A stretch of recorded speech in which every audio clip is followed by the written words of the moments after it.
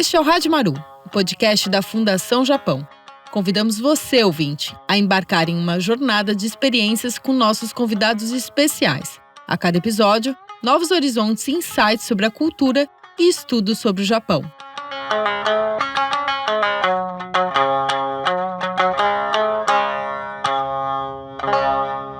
Olá, sejam muito bem-vindos ao episódio de estreia de Hajmaru, o podcast da Fundação Japão. Língua, cultura e estudos japoneses de uma forma acessível. Aqui, a proposta é trazer conteúdos relacionados às atividades da Fundação Japão e aproximar você do Japão. A Fundação Japão é uma instituição japonesa especializada em programas de intercâmbio cultural internacional. Com sede em Tóquio e 26 escritórios em 25 países, a Fundação Japão atua sob 3 pilares: intercâmbio artístico-cultural, ensino de língua japonesa e estudos japoneses e diálogo internacional. O escritório da Fundação Japão em São Paulo é o único do Brasil e agora traz para você Hajmaru, que uma vez por mês vai alternar assuntos como língua japonesa, cultura e pesquisa sobre o Japão. Eu sou a jornalista Mônica Kulsar e estarei aqui sempre na última sexta-feira de cada mês com um episódio inédito. Esperamos que esse projeto seja uma porta de entrada para conhecer ou se aprofundar nos conhecimentos sobre a cultura japonesa. Para começar, vamos explicar o nome do nosso podcast. Hajmaru significa iniciar. Convidamos você, ouvinte, a iniciar conosco uma jornada de experiências com os nossos convidados especiais. A cada episódio, desvendaremos novos horizontes e proporcionaremos insights sobre a cultura e estudos sobre o Japão. Nesse episódio de estreia, nosso convidado é o jornalista especializado em games e escritor Cláudio Prandoni. Formado pela Faculdade Casper Libero, em São Paulo, trabalha com games desde 2005. Já escreveu para os portais UOL e Terra, Jornal Folha de São Paulo, revista Rolling Stone Brasil, Nintendo World e The Enemy e Omelete. Tem 2 livros publicados pela Panda Books, um sobre Pokémon GO e outro sobre League of Legends. Com todas essas atividades, ele ainda arranjou tempo para estudar japonês. Cláudio, seja muito bem-vindo. Muito obrigado pelo convite, Mônica. É um prazer estar aqui no Hajmaru, ainda mais no episódio de estreia. Com certeza. E hoje a gente tem aqui no estúdio também outra convidada muito especial, que é a Maki Sensei. Cristina Makiendo é professora de língua japonesa com mais de 30 anos de experiência na área, graduada em Letras Japonês pela Faculdade de Filosofia, Letras e Ciências Humanas da Universidade de São Paulo, mestre em Ensino de Língua Japonesa pelo Programa de Pós-Graduação em Língua e Cultura Japonesa da Japan Foundation e atualmente trabalha na Fundação Japão em São Paulo como coordenadora dos cursos online da plataforma Minato. Maki Sensei, seja muito bem-vinda. Obrigada! Minasan, ohayou gozaimasu, konnichiwa, konbanwa. Olha só que linda entrada da Maki Sensei. Então vamos começar aqui nosso programa de estreia, sabendo do Cláudio como é que veio esse interesse dele pelos games, ou o interesse dele pelo Japão. Qual será que veio primeiro? Olha, pensando em retrospecto assim, acho que veio tudo meio junto. A paixão pelos games veio desde muito cedo, quando eu comecei a ler, e eu comecei a ler revistas de videogame. Na época, o meu avô, pai da minha mãe, ele era dono de uma banca de jornal lá em Santos, que é de onde eu sou. E aí ele me trazia, às vezes, Gibi da Mônica, revista, assim, para o público infanto-juvenil. Eventualmente ele me trouxe uma revista de videogame, eu adorei. Comecei a pedir para ele trazer mais e nunca parei. E aí acho que nessa veio junto a paixão também, o interesse pela cultura japonesa, que estamos falando aí do início dos anos 90, então é uma época muito forte de crescimento e expansão do mundo dos games, que tinha o Japão como grande foco, né? Especialmente com o Nintendo e Sega. O Super Mario, o Sonic. Então, uma coisa meio que puxou a outra. Mas você, nessa época, não tinha parentes, familiares, amigos no Japão? Não tem, assim. A minha ascendência é principalmente italiana e espanhola. Tinha uma tia que morava no interior, tinha uma amiga japonesa que eventualmente voltou pro Japão por um tempo, depois voltou pro Brasil, mas enfim, esse era o máximo assim que eu tinha de proximidade, né? Do lado da família, não tinha nenhuma influência, assim, não tinha nenhum parente. Tá, agora o estudo da língua japonesa começou quando e onde? Essa é uma história legal, porque assim, quando criança foi uma paixão que foi se desenvolvendo, um interesse. porque meio dos anos 90, tinha os videogames, depois teve uma onda muito forte de anime aqui no Brasil, né? Cavaleiros do Zodíaco, principalmente. Eu assistia, me interessava, mas pra mim parecia algo muito distante aprender o idioma japonês, né? A língua japonesa. Quando criança eu me dediquei mais a estudar inglês, depois fui pro espanhol, que são coisas mais próximas. A gente vê uma utilidade prática mais imediata, seja na vida pessoal ou profissional. E o estímulo, o incentivo definitivo para começar a estudar japonês veio só anos mais tarde, quando eu já estava trabalhando, já formado como jornalista. Na época eu estava trabalhando no Portal UOL. Em 2011, eu tive a oportunidade de ir pro Japão pela primeira vez para cobrir a Tokyo Game Show, que é uma grande feira de games, existe até hoje. Eu fui junto com um repórter cinematográfico que acho que já tinha ido pro Japão, talvez, acho que ele tinha ido uma vez. E eu fui junto com um outro repórter que, sim, ele era japonês, crescido aqui no Brasil, o Akira Suzuki, que já era um jornalista muito experiente na área. Então, pra mim foi bom porque eu fui com gente que conhecia e com alguém que falava japonês, né? Então, deu pra gente se virar super bem, deu pra aproveitar muito bem. Só que um ano depois, em 2012, eu tive novamente a trabalho a oportunidade de ir de novo pro Japão. E dessa vez eu fui sozinho. Então, ainda que seja convite de uma empresa que acaba te acompanhando e tudo, quando eu voltei de lá, eu voltei com a sensação nítida de, poxa, se eu falasse o mínimo de japonês, eu poderia ter aproveitado muito mais. Nessa segunda viagem, inclusive, eu fui pra Osaka. Foi no meio do ano, tava um calor absurdo. E eu voltei com essa sensação de, pô, se eu falasse um pouquinho, me ajudaria muito a aproveitar ainda mais. E dito e feito, no comecinho de 2013, eu entrei no curso da Fundação Japão, no Marugoto, e fiquei 8 anos lá. E aí, de lá pra cá, você estudou esses 8 anos sem parar? Sem parar. Assim, eu gosto muito de estudar idiomas também. Então, antes de fazer japonês, eu estudei um tempo alemão, inclusive. Também por causa, assim, do mundo dos games, porque as principais feiras, eventos de games são nos Estados Unidos. E na época era também no Japão e na Alemanha. Então, foi buscando misturar um pouco, assim, isso vai ser bom pro trabalho, mas eu também gosto de estudar idiomas e tal. Quando eu comecei a estudar japonês, foi muito divertido. Foi aprender um novo mundo, né? Porque você tem que aprender os hiragana, os katakana, os kanjis. E aí, já puxando um pouco o saco da Fundação Japão, mas merecidamente, o que eu achei muito legal do Marugoto é que não é simplesmente um curso de idiomas, né? Ele tem um aspecto cultural muito forte. E foi muito legal ir aprendendo aos poucos sobre detalhes da cultura japonesa, seja uma parte cultural mais histórica ou um lado mais informal sobre hábitos e costumes, culinária, pontos turísticos, né? Isso tudo tá muito interligado no Marugoto e em tudo que a Fundação Japão faz. Então, isso foi muito divertido. E aí, foi direto. Com o tempo, eu também me aventurei nos testes de proficiência. Hoje em dia, eu cheguei a tirar o N4. Nesse meio tempo, estudando, eu fui pro Japão mais 2 vezes. E aí foi legal porque já era uma oportunidade que eu consegui colocar em prática. Eu fui uma vez em 2015, no final do ano, bem na época do Natal, sozinho, me virei bem. Foi muito legal, foi muito gratificante. E aí, em 2017, eu fui de novo com mais umas 8, 9 pessoas, que era tudo da turma com quem eu estudava. Foi uma turma inteira do Marugoto. A gente foi e ficou 20 dias no Japão. Então foi muito legal, porque tudo aquilo que a gente, né, aprendia, discutia em sala de aula, a gente pôde depois colocar na prática, lá no Japão mesmo. Tá, agora você que já teve experiência com, né, o aprendizado de outros idiomas, o que você pode contar pra gente, né?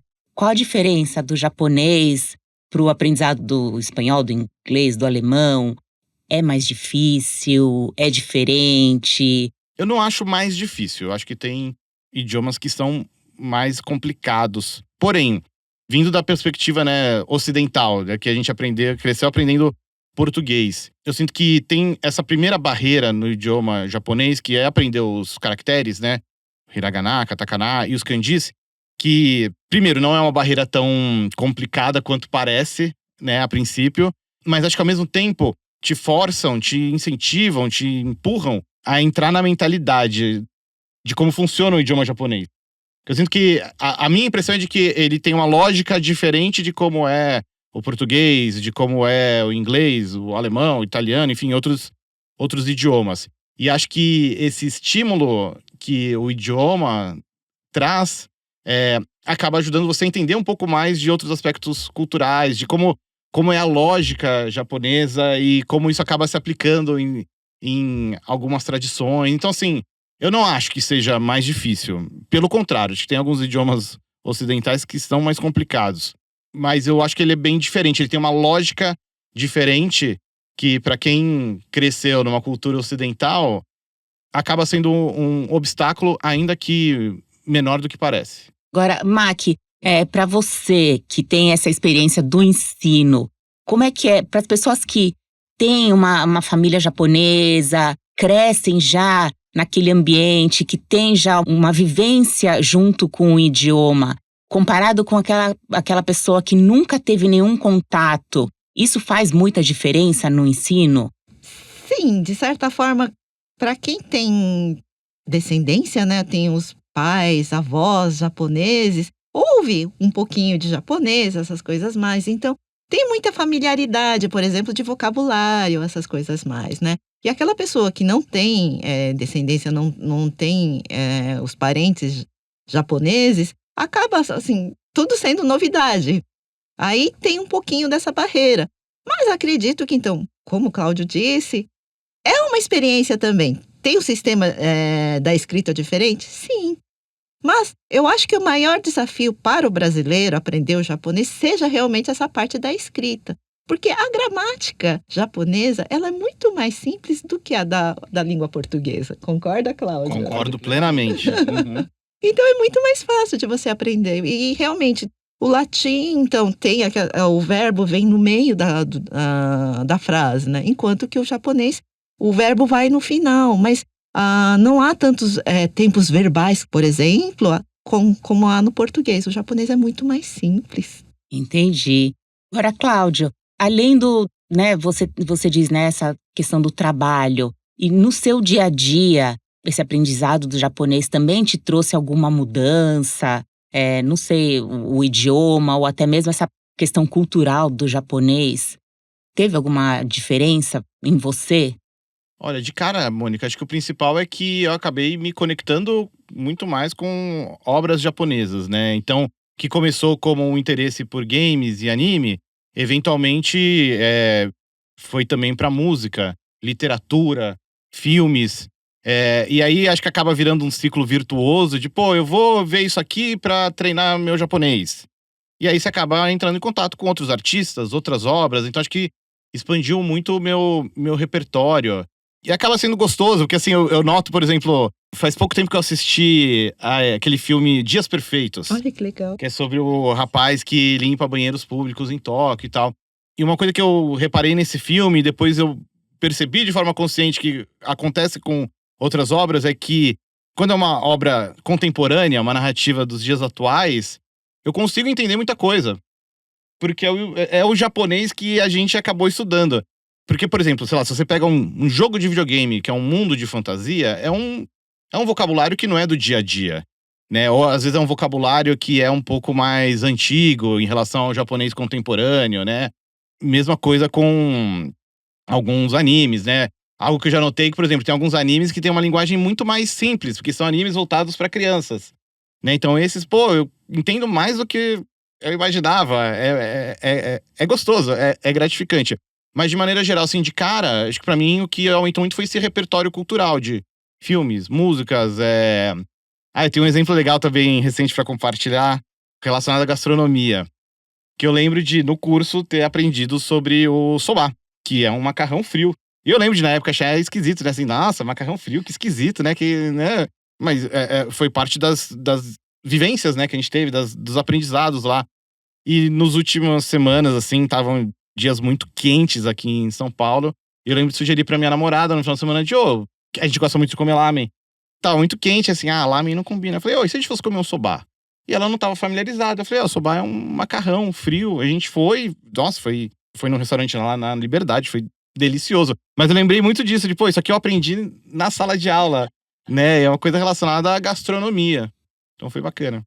Agora, Maki, quais são, assim, as principais razões que as pessoas procuram um curso de japonês? É trabalho? é interesse mesmo pela cultura? Ou é uma questão familiar? O que você tem visto na sua experiência na Fundação Japão? Olha, antigamente, anos 90, início de 2000, a procura era muito pela, assim, por ser Nikkei, né? Por ser descendente de japonês, aprendi a ser japonês. Mas tem mudado muito isso, né? E a procura é realmente pelo interesse pela cultura japonesa, muito pelo anime, né? Ou pelos games, assim. E é o que está acontecendo, né? De que muita gente começa pelo interesse de anime, mangá, game, mas que vai, a partir disso, vai conhecendo as músicas japonesas, vai vendo o ator japonês, ou vai lendo vários tipos de obras em mangá, ou livros de literatura, e vai aprofundando cada vez mais, né? Então, se expande mais esse universo das pessoas e cada vez mais, então, as pessoas vão aprofundando o assunto. Então, começa com anime agora, mas está se expandindo para vários outros assuntos também. Agora, é uma boa ideia também você ter o japonês para ter no currículo mesmo como um segundo ou um terceiro idioma, visando uma empresa multinacional, visando, de repente, tentar um trabalho no exterior. Ah, com certeza. O japonês vai fazer aquele diferencial para a pessoa, né? Porque eu acho que muitos brasileiros aprendem inglês, espanhol, mas japonês. E se caso você espera entrar em alguma empresa japonesa, se você sabe falar japonês e um pouquinho de um costume que a pessoa vá apresentar, nossa, isso faz aquela diferença, grande diferença para o seu chefe. E aí você vai ter uma melhor comunicação com o pessoal da empresa, né? Então, eu acho que vale muito a pena você aprender japonês porque vai fazer diferencial em relação ao comportamento também. Cláudio, você citou já essas duas, três ocasiões que você foi a trabalho para o Japão. Teve alguma ocasião em que você ficou por mais tempo? Você chegou a morar algum período no Japão? Não cheguei a morar. Em todas essas viagens, na terceira vez que eu fui a trabalho, eu acabei prolongando um pouco mais. E até acabei pegando o período de Natal. Eu lembro que eu voei de volta no dia 24 de dezembro. Mas morar, nunca cheguei a ter essa experiência. E você chegou a fazer amizades por conta do idioma japonês? Ou depois do curso, ou até mesmo no Japão? Acho que o principal foi a turma com quem eu estudei, né? Eu fiquei 8 anos lá e durante boa parte desse período teve pessoas acompanhando, né? Teve muita gente com quem eu comecei que estava lá até o final. A própria Maki Sensei, as outras professoras da Fundação Japão, né? Tanto que a gente mantém contato até hoje. De lá, direto do Japão, acho que não tenho nenhuma assim pra destacar. Mas assim, ter o japonês como um idioma me ajudou em muitas ocasiões de trabalho. Né? A gente estava falando aqui sobre isso de ambiente corporativo, empresas. Um detalhe, por exemplo, que é bem detalhe, mas eu vejo que faz muita diferença, é saber que cartão de visita é super importante e que você entrega ele com 2 mãos. Que é algo super simples, mas que faz toda a diferença, né, nesse ambiente mais corporativo japonês. Mas em outras ocasiões também com profissionais do Japão vindo para cá, eu falar japonês acabou sendo um diferencial muito grande, assim, para fazer entrevistas, para saber um detalhe ou outro mais relacionado à cultura. Então, não vou dizer que me trouxe muitas novas amizades, mas preencheu muito bem esse lado de me abrir outras portas do trabalho. E agora, né, você não tá mais estudando, né, você não tá fazendo um curso de japonês, mas você segue tentando melhorar, ou pelo menos tentando manter o idioma de alguma forma? Sigo.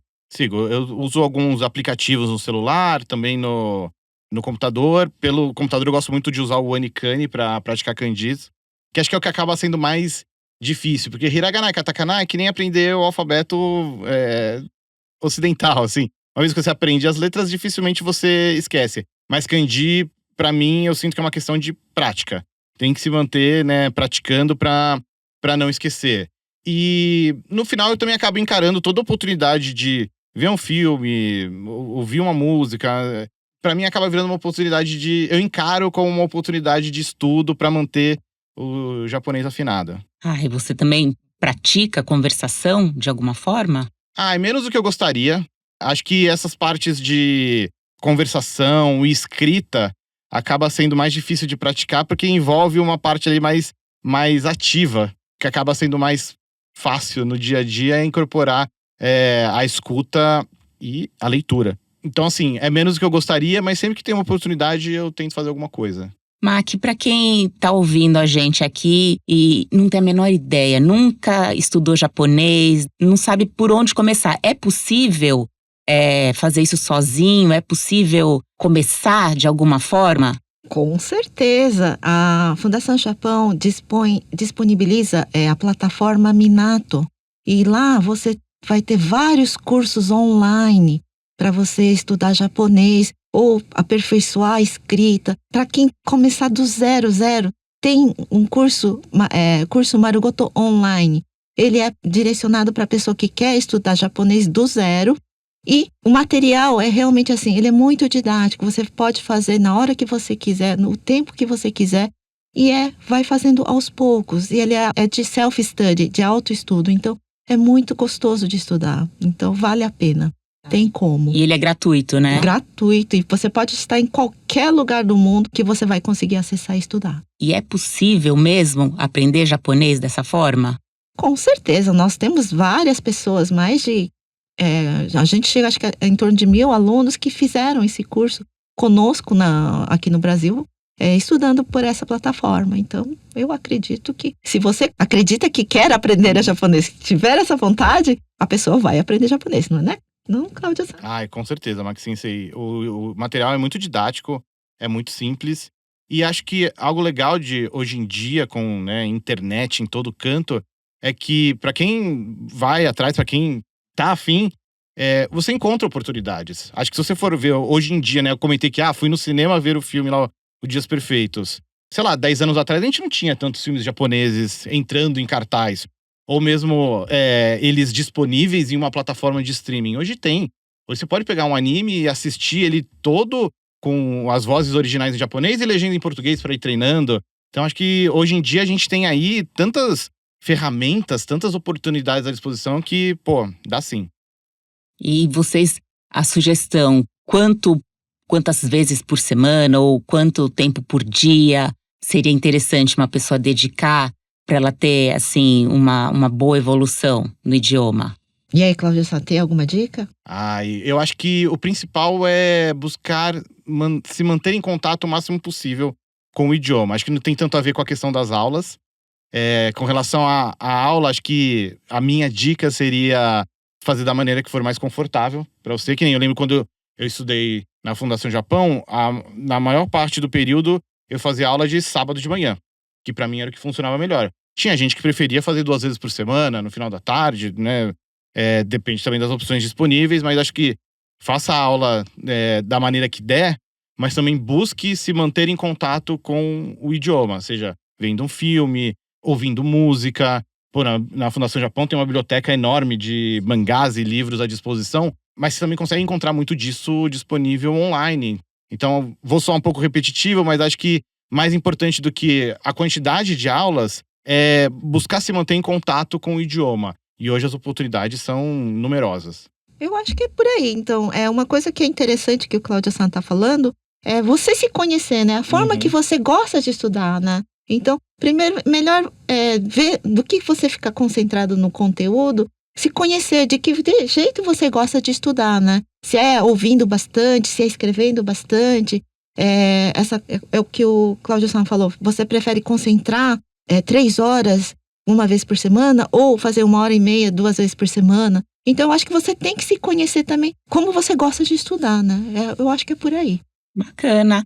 E aí a gente deixa aqui também o convite para essas pessoas tiverem aí dicas, né, de como elas estão estudando japonês, se elas conhecem, tem alguma dica para passar para outras pessoas também, comentem aqui. Vamos tentar um aí ajudar o outro para a gente aumentar essa comunidade de pessoas autodidatas e falantes de japonês aqui no Brasil. Não sei se vocês têm mais alguma coisa para comentar, alguma coisa para acrescentar, alguma dica, Eu tenho um episódio que eu gostaria de contar, compartilhar, dividir, porque Max Sensei também estava lá e acho que é muito representativo de toda essa jornada. Foi o painel lá na Comic Con, com o diretor de cinema. Teve um período que eu trabalhei no Omelete, que é a empresa que organiza a CCXP. que é uma das maiores convenções de cultura pop do mundo. Em 2019, eles trouxeram um diretor de cinema japonês, o Takashi Shimizu, que é o criador, se não me engano, daquela franquia de terror, O Grito. E o pessoal lá sabia que, o Cláudio fala japonês. Falaram, você topa apresentar uma entrevista com ele? Topo, né? Vamos ver o que acontece, assim. Fui meio com medo? Fui, porque, assim, não era só, você vai fazer uma entrevista. Não. Era apresentar uma entrevista com ele no principal palco, no principal painel do evento, que era um auditório para 3.000 pessoas. Então, assim, bateu a responsa, mas era uma oportunidade muito legal para não abraçar. E eu lembro de me preparar muito. Assim, calhou também o evento foi no período que eu tava estudando pro N4. Então, uma coisa casou com a outra, eu já tava estudando mesmo, só precisei estudar ainda mais. E aí, foi legal porque acho que nesse episódio eu consigo ver alguns hábitos que eu desenvolvi que ajudam muito. Por exemplo, se era um diretor de cinema, de filmes de terror, então eu entendia que eu tinha que dominar muito o vocabulário desses universos. Sabe, eu tinha que saber como que é diretor de cinema em japonês, os nomes do filme em japonês, enfim, outras palavras, outros vocabulários relacionados a esse universo. Não faria diferença ali eu saber falar tudo sobre videogame ou sobre culinária, porque ali eu tô entrevistando um diretor de cinema pra falar de filmes, pra falar de cinema. Então, eu estudei muito isso, eu preparei um roteiro de perguntas antecipadamente. Eu lembro que eu pedi ajuda pra revisar as perguntas em japonês.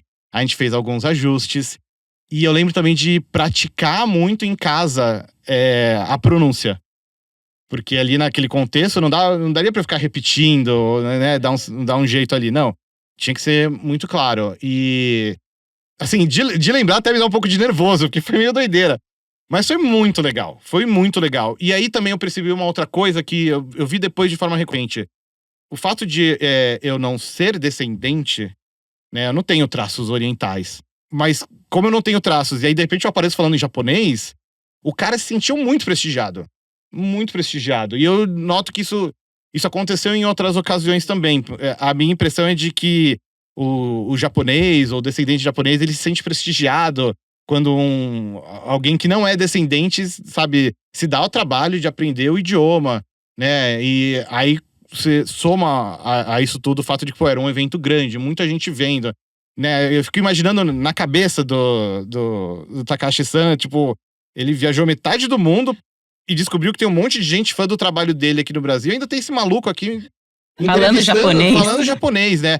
E aí foi muito legal, porque eu consegui um convite pra Maki Sensei vir acompanhar o painel ao vivo. Foi muito legal, né? Nossa, foi muito bom, muito bom. Nossa, pra mim foi um orgulho ver um aluno que começou do zero e fazendo uma entrevista pra 3.000 pessoas em japonês. Nossa, foi um privilégio. Foi muito legal, foi muito legal. Foi muito bom. E acho que é representativo desse ciclo completo, porque é isso, eu sabia zero quando cheguei, aprendi e consegui colocar na prática de forma pública, sabe? Outras pessoas estavam vendo com um nativo e, deu tudo certo.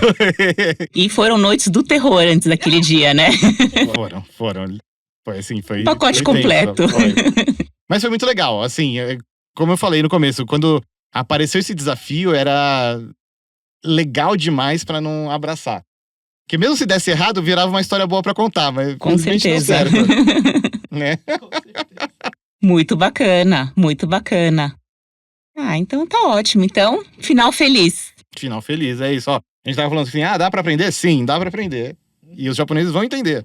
Então, se alguém mais tiver alguma história bacana como essa do Cláudio, também queremos saber, mandem pra gente. E se você que tá ouvindo aqui gostou desse conteúdo, convide seus amigos que também se interessam por conteúdos como esse. Se tiver sugestões, envie pra gente no site, nas redes sociais da Fundação Japão. Você encontra também como enviar sugestões de conteúdos, entrevistados e até também perguntas para a gente poder responder no nosso podcast. Participe e siga nosso podcast, nossos canais, para não perder novos episódios. Assim você será avisado sempre que houver novidades. Para entrar em contato com a Fundação Japão, nosso e-mail, nosso perfil do Instagram estão aqui na descrição do podcast.